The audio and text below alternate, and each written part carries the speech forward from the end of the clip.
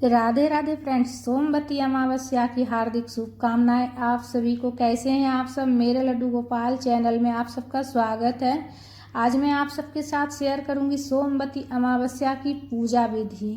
सोमवती अमावस्या का व्रत सुहागिन पति की लंबी आयु के लिए करती है और वैवाहिक जीवन को सुखमय करने के लिए, पति की दीर्घायु के लिए व्रत करती है सुहागिनें। और इसमें जो है ना पीपल वृक्ष की पूजा की जाती है। तो व्रत कैसे करेंगे, पूजन कैसे करेंगे, व्रत के नियम क्या है और पूजा कैसे करेंगे, संपूर्ण जानकारी आज के वीडियो में आप सबको मिलने वाली है। फ्रेंड्स, पहली बार व्रत उठाएंगे या नहीं उठाएंगे, इस बार पहली बार नया व्रत उठा सकते हैं कि नहीं इस साल, तो आज मैं आप सबके साथ शेयर करने वाली हूँ। फ्रेंड्स, तो सबसे पहले जो है ना सोमवती अमावस्या के दिन सुबह में मॉर्निंग में जल्दी स्नान करके उसके बाद अच्छे स्वच्छ वस्त्र पहन लीजिएगा। लाल पीले गुलाबी रंग का साड़ी, इसलिए कि इसे सुहाग की पूजा है तो इसमें 16 श्रृंगार करके पूजा किया जाता है और लाल पीले रंग का वस्त्र पहना जाता है। उसके बाद देखिए, सबसे पहले हम पीपल वृक्ष के पास जाएंगे तो सबसे पहले देखिए स्वच्छ जल में गंगा जल मिलाकर उसमें थोड़ा सा मीठा डाल लीजिएगा, इसलिए कि फीका जल नहीं चढ़ाया जाता है। और उसमें थोड़ा अक्षत डाल लीजिएगा, तिल डाल लीजिएगा। और सबसे पहले पूजा में हम दीपक प्रज्वलित कर लिए हैं। दीपक की बाती रुई से तैयार नहीं कीजिएगा, इस बात का खास ध्यान रखना है, इसलिए कि रुई नहीं छुआ जाता है सोमवती अमावस्या में, तो रुई की बाती तैयार नहीं कीजिएगा। दीपक आप तिल के तेल से भी दीपक प्रज्वलित कर सकते हैं या फिर घी से भी प्रज्वलित कर सकते हैं। तो सबसे पहले दीपक प्रज्वलित करके आप अक्षत या फिर तिल का आसन देकर दीपक को रखिएगा और जब तक पूजा कीजिएगा दीपक जलता हुआ रहना चाहिए, दीपक प्रज्वलित होना चाहिए, इस बात का खास ध्यान रखिएगा। तो हवा बहुत ज़्यादा तेज़ चल रही है फ्रेंड्स, तो पास मतलब जो पीपल वृक्ष है ना उसी जगह थोड़ा सा गड्ढा है बगल में, तो उसी में मैं रखी हूँ ताकि हवा ना लगे, बहुत तेज़ हवा चल रही है। उसके बाद सबसे पहले हमने जल चढ़ा लिए, उसके बाद एपन से सोमा माता का चित्र बना लिए हैं। चावल के आटा और हल्दी मिलाकर एपन तैयार करना है। एपन तैयार करके घर से लाइएगा। उसके बाद एपन से हमने सोमा माता का चित्र बना लिए हैं और एपन से 5 बार हाथ का छापा हमने दिए पीपल वृक्ष में। उसके बाद सोमा माता को भी हम जल चढ़ा लेंगे, वस्त्र समर्पित करेंगे, लाल पीले रंग का वस्त्र समर्पित कर लीजिएगा। उसके बाद सोमा माता को सिंदूर लगाइएगा, 5 बार सिंदूर लगाकर उसके बाद वापस अपने मांग में भी सिंदूर जरूर लगाइएगा, इसलिए कि सुहाग की पूजा है फ्रेंड्स।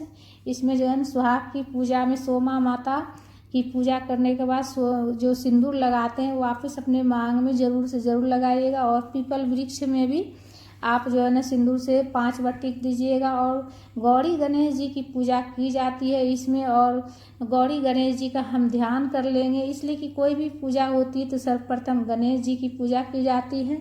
और पीपल वृक्ष में 33 कोटि देवी देवता होते हैं, तो इसीलिए से हमने अलग से गणेश जी और गौरी माता को विराजित नहीं किए हैं। सभी का हम ध्यान करते हुए पूजा कर लेंगे। सिर्फ सोमा माता का ही हमने चित्र बनाए हैं, पीपल वृक्ष के ऊपर हमने चित्र बना लिए। उसके बाद सोमा माता को सुहाग की सामग्री चढ़ा लेंगे, पुष्प चढ़ा लीजिएगा, लाल पीले रंग का फूल चढ़ा लीजिएगा। वस्त्र समर्पित करने के बाद सिंदूर लगाने के बाद लाल पीले रंग का फूल चढ़ा लीजिएगा। उसके बाद फल का भोग लगा लीजिएगा, बतासा का भोग लगा सकते हैं, मिठाई का भोग लगा सकते हैं। सुहाग की सामग्री चढ़ा लीजिएगा। सुहाग की सामग्री में आप चूड़ी, सिंदूर, बिंदी, मेहंदी, 16 श्रृंगार भी आप चढ़ा सकते हैं या कम से कम 5 सामग्री आप ज़रूर से ज़रूर चढ़ा लीजिएगा। धूप प्रज्वलित करके धूप भी दिखा लीजिएगा। तो बिल्कुल सरल सामग्री, सरल पूजा विधि मैं आप सबके साथ शेयर कर रही हूँ फ्रेंड्स, और बहुत ही कम सामग्री के साथ आप इस तरह से बिल्कुल सरल विधि से आप पूजा कर सकते हैं। उसके बाद हम कच्चा सूत से फेरी दे देंगे। और फेरी देखिए, फेरी देने के लिए हमने मूंगफली लेके आए हैं 108। आप जो है ना जिस चीज़ से भी मतलब फेरी दीजिएगा आप 108 गिन के घर से ले आइएगा, ताकि आपका फेरी जो है ना कम ज़्यादा ना हो, 108 गिन कर लाना है। तो मूंगफली से मैं फेरी दे रही हूँ। तो पहले बार जैसे शुरू करेंगे हैं तो हम कलावा लपेटते हुए फेरी स्टार्ट करेंगे। 108 बार दिया जाता है, तो जितना मतलब हमारा कलावा और कच्चा सूत में जितना धागा है उतना बार हम लपेट लेंगे और 108 बार हम फेरी अपना पूरा करेंगे। और फेरी पहला फेरी जैसे पूर्ण होगा तो जो हाथ में एक बार में एक ही चीज़ उठाकर, मतलब जैसे हमने 108 मूंगफली दाना लिए हैं, मूंगफली लिए हैं, तो एक मूंगफली उठाकर मैं फेरी दे रही हूँ। और उसके बाद हम किसी पन्नी पर या कागज़ या प्लेट पर रखते हुए जाएंगे और सोमा माता को सिंदूर लगाकर फिर वापस अपनी मांग में सिंदूर लगाएंगे। और उसके बाद फिर हम कलावा और एक मूंगफली लेकर हम फेरी दे रहे हैं फिर से। तो एक बार में एक ही उठाना है आपको, जिस चीज़ से भी आप फेरी दीजिएगा 108 जो भी चीज़ आप गिन के लीजिएगा, जैसे मूंगफली, कोई भी ड्राई फ्रूट ले सकते हैं, फल मिठाई ले सकते हैं आप, तो आपको एक बार में एक ही उठाकर फेरी देना है। ठीक है, उसके बाद उठाकर उसके बाद फेरी जब पहला बार जैसे कंप्लीट होगा रख दीजिएगा, फिर दूसरा बार में फिर दूसरा उठाना है और फिर फेरी देना है, फिर माता को सिंदूर लगाना है, फिर वापस अपनी मांग में सिंदूर लगाना है, फिर तीसरा बार में फिर उठाना है, फिर फेरी देना है चारों तरफ घूमते हुए। तो फ्रेंड्स ये जो बट वृक्ष है ना, इसके साथ साथ जो है ना पीपल का वृक्ष भी है साथ में, दोनों एक ही साथ में है। तो अगर पीपल वृक्ष और बट वृक्ष दोनों एक साथ हो तो आप जो है ना एक साथ भी पूजा कर सकते हैं। और साथ ही जो है ना बगल में देख सकते हैं आपकी नीम का सटा हुआ है। तो देखिए नीम में भी जो है ना शीतला माता का वास होता है। पीपल वृक्ष में 33 कोटि देवी देवता का निवास होता है और बट वृक्ष में त्रिदेव का। तो अगर एक साथ भी अगर हो तो कोई दिक्कत नहीं है, आप एक साथ जैसे पेड़ हो तीनों भी तो कोई दिक्कत नहीं है, आप पूजा कर सकते हैं फ्रेंड्स। तो आप देख सकते हैं कि इसमें जो है ना पीपल वृक्ष भी है और इसी में बरगद का भी है और पास में ही सटा हुआ नीम का भी है फ्रेंड्स। तो तीनों वृक्ष है इसमें साथ में ही मिला हुआ है। उसके बाद कलावा लपेटने के बाद जो है ना जितना बार मतलब कि 108 जो फेरी है वो अपना हम पूरा करेंगे। तो कलावा हमारा लपटा गया है पूरा और उसके बाद हम फेरी दे रहे हैं, पूरा अपना फेरी कंप्लीट कर लेंगे। और 108 बार जब पूरा हो जाएगा उसके बाद हाथ में पुष्प लेकर कथा की पुस्तक हो तो कथा पढ़ लीजिएगा या फिर सुन लीजिएगा, घर में जाकर आप फ़ोन में भी सुन सकते हैं और या फिर किसी पंडित ब्राह्मण से भी सुन सकते हैं। उसके बाद कथा सुनने के बाद पढ़ने के बाद दीपक प्रज्वलित करके आप आरती कर सकते हैं या फिर कपूर से भी आरती कर सकते हैं। तो कपूर से मैं आरती कर रही हूँ, दीपक प्रज्वलित कीजिएगा तो इस बात का खास ध्यान रखिएगा कि जो है ना दीपक की बात रुई का नहीं हो और सरसों तेल का भी दीपक प्रज्वलित नहीं कीजिएगा, इसलिए कि जो है ना उस दिन रुई नहीं छुआ जाता है और सरसों तेल नहीं छुआ जाता है, मूली नहीं छुआ जाता है, ये सारी चीज़ें नहीं छुआ जाता है।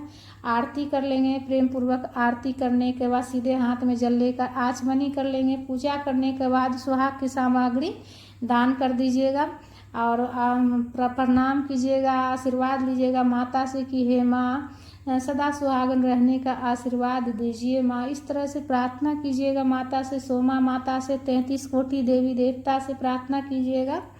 पूजा करने के बाद सुहाग की सामग्री दान कर देना है। और जो 108 परिक्रमा वाला जो रहेगा आपका पूरा, वो भी आप चाहे तो दान कर सकते हैं या फिर जो है ना बच्चों में भी आप जैसे आस पड़ोस के बच्चों में भी आप बांट सकते हैं या फिर आप पंडित ब्राह्मण को भी दान कर सकते हैं। पहली बार अगर आप व्रत करना चाहते हैं तो व्रत आप कर सकते हैं, इसलिए कि इस बार कोई भी जो है ना मतलब अधिक मास नहीं लगा है, 2 मास नहीं लगा है, तो आप जो है ना व्रत उठा सकते हैं। पहली बार अगर आप व्रत करना चाहते हैं तो कर सकते हैं।